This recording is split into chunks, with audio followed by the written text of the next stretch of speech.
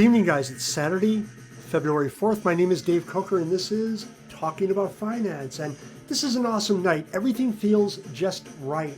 It's an evening when like-minded souls can come together and seek to build wealth the safest way, the surest way, the one way. Investing only for cash flow, whether dividends or rents or shares of profit from businesses or royalties from intellectual property. We don't care. We are the chosen people. We're going to inherit. We're going to own. We're going to own absolutely everything as the mindless growth crowd meets the reality of higher, normal interest rates. The last decade will soon fade like an awful nightmare that we had as a child. We won't think of it, we won't talk about it, and our children's children won't believe how financially irresponsible our leaders were to print money, and more money with little control. In fact, a demand that they would relax controls, the $1 trillion coin. What a ridiculous artifice. They want to be allowed to spend without control, which would of course require borrowing without control. Well, things are changing. And if our leaders won't control themselves, the markets are glad to step in and control them. We've seen that before. The challenge we face as liquid, cash flow rich investors is to identify tangible, real physical assets and invest in them. So let's revel in our time and talk about finance. Last week, the S&P 500 finished up about 2.94% of the week. 4 sectors up, 7 sectors down. So we see that communication services, consumer discretionary, information technology, and real estate, excellent sectors to be in on the week, outperformed the S&P 500. Everything else either underperformed the S&P 500, or if you were in healthcare or energy, I'll raise my hand with energy, we lost money outright on the week. The VIX traded down to 18.33. It started the week at 18.51. So not much of a change, and lots of chatter about if a bottom is really formed or if we're seeing yet another bear market rally. I don't really have an opinion myself because I invest only for dividends. As we know, dividend investors view bear markets as an illusion.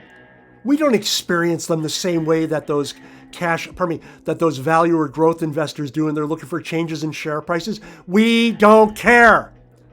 All we want is the dividend. The 10-year note closed the week at 3.52%. It's flat. Still down about 0.4% year to date. Oil closed at 73.23, down about 8% week on week. Big sharp change. Now down about 0.4% year to date.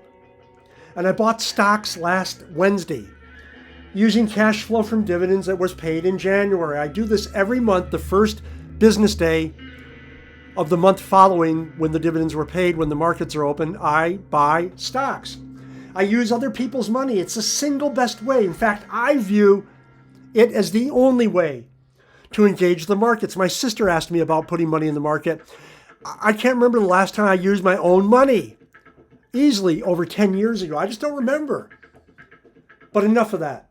Let's see what me and my buddies, about 50 or so currently employed investment bankers, retired investment bankers, and 100% total absolute money freaks talked about all week last week on a private Telegram channel. As you know, what I like you see here, and if you don't like what you see here, what is wrong with you anyways?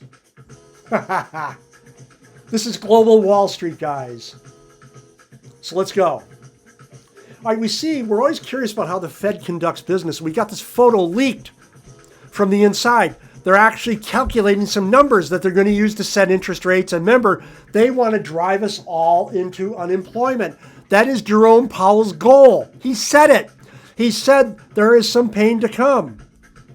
And if you look at those job numbers from last week, there ain't no pain yet. So it'll be interesting to see exactly what happens. And this is an interesting one because I see this on social media all the time. People get this stuff wrong. I don't understand why people post stuff that's easily Googleable that you can figure out, or you could just ask me, right? Here on the top, very good chart. I didn't do it. I can't remember the guy who did it on Twitter. I believe it's I'll look it up for you guys, okay? In any case, very nice chart. At the top, we got the Fed's balance sheet. And yeah, it was pretty high going into the COVID crash. But look what happened during the COVID crash. They sharply expanded that balance sheet. They almost increased it by, it was 184%. Almost 200% increase. Now they started to weaken or started to sell off assets, move assets off the balance sheet, which is good. They have to get rid of all this debt that they bought up. What they're doing, guys, they're engaged in what's called quantitative tapering. And by selling this stuff to banks, they're sopping up liquidity from the system. And again, this is the point that so many self-appointed experts on social media get wrong. When they sell this debt back to banks, because people may buy this stuff, but certainly not with the appetite that the institutional money has, investment banks and pension funds, things like that.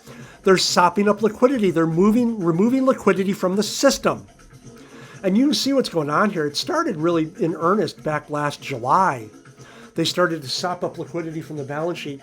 And by doing so, they're trying to get a leg up on inflation, trying to control inflation. So it's actually pretty interesting. It's another lever that the Fed can pull. And remember, on the other side, quantitative easing is when they did the opposite of this. So instead of selling debt to investment banks, they bought it. And by doing so, they injected money into the financial system. Really fascinating concept. And here's an interesting one. Remember, we were looking at oil. I have to feel sorry for Russia to some extent. I don't want to prove what's going on in Ukraine. And I wish I could get over there and help those guys. But I was surprised to learn I was too old. My God. Not like 20 odd years ago when I could go to Afghanistan. But let's not talk about that. In any case, look what's going on here. Now, they've built this system up for so long, for like 30 years almost. They built the system up. And, it's axiomatic when people trade together, political ties follow. And I always had great hopes for Russia, joining in the world community in a much more engaged manner. And of course, that's all gone now. And, I wish the Ukrainian people well. But we're talking about Russia and oil. And look at this. The Nord Stream pipeline is dead. July last year, gone. Late July, early August, totally gone. Take a look at the Yamal Europe.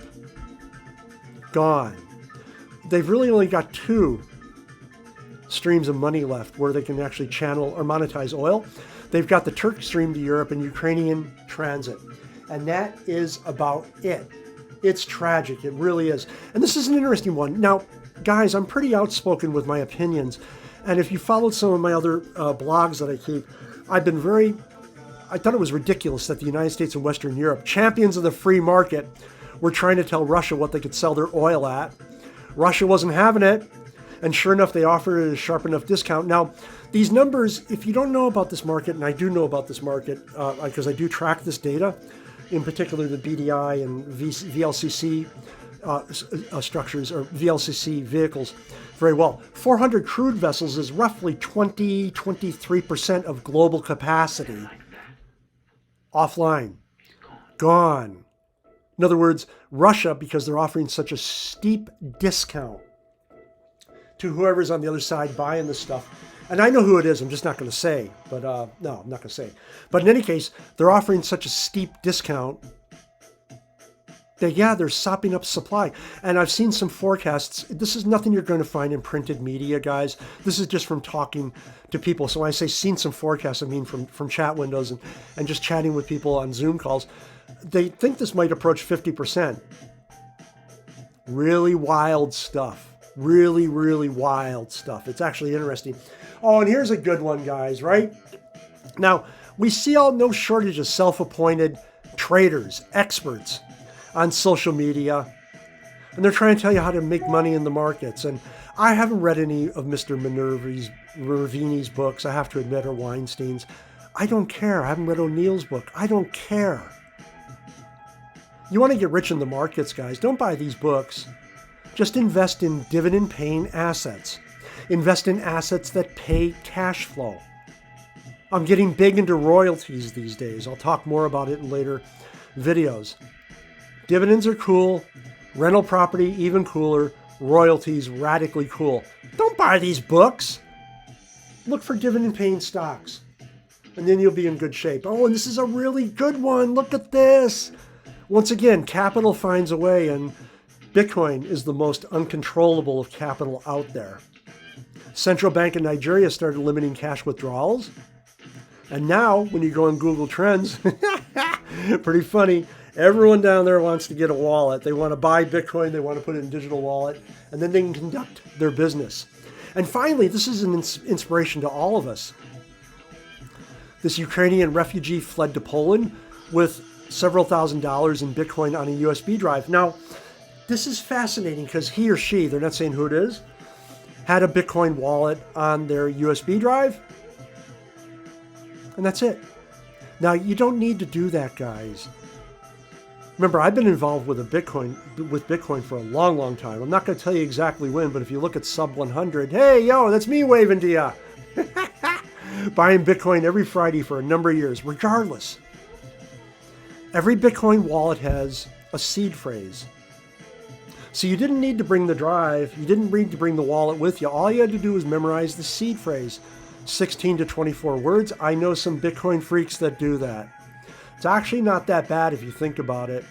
All you have to do is think up like a palindrome or an acronym for your seed phrase, and off you go. But that's the power of Bitcoin, the ultimate freedom. And if you haven't bought Bitcoin, please buy Bitcoin. Every week I buy Bitcoin, as you know.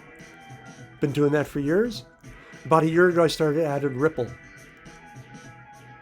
Okay, guys, that's it. I hope you had a good week this week. Next week is going to be even better. We're all going to be making more money. Do yourself a favor. Invest in cash flow generating securities, or assets, I should say. Also buy Bitcoin. Remember, Ripple is very speculative. But if you want to go out on a dare, buy a little Ripple. Trading for about 42 cents, I should say, a coin right now. Put 10 bucks in and forget about it.